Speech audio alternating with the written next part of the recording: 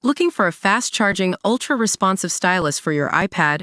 Meet the 2X Fast Charge Active Stylus Pen, designed for 2018 to 2025 Apple iPads. Take your creativity and productivity to the next level. Click the link in the video description to shop now on Amazon. Welcome to Hoop Headlines. We've got the latest NBA news and updates for you today, straight from around the league.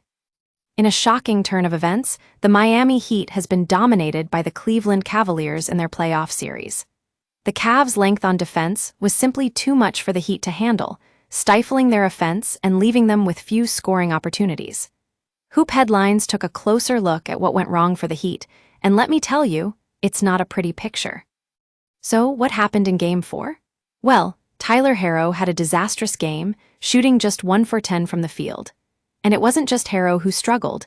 The entire Miami offense seemed to break down against the Cavs' defense.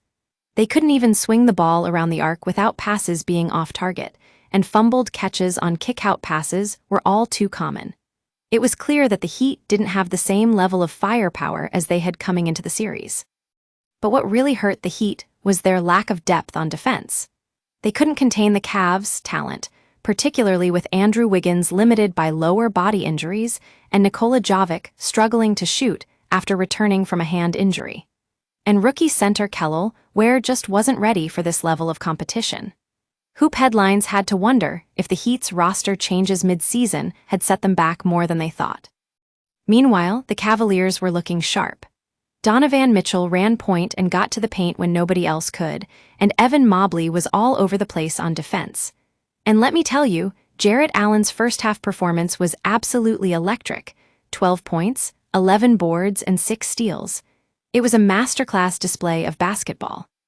But what really stood out about this series was the Heat's inability to come back from their struggles in Game 2. Despite having a promising showing, they couldn't catch a break against the Cavs' defense and ended up losing by at least 35 points in both Games 3 and 4. Hoop Headlines had to wonder if the Heat's season was all over before it even began. Well, that's all for today on Hoop Headlines. We'll keep you updated on all the latest NBA news and updates, so stay tuned.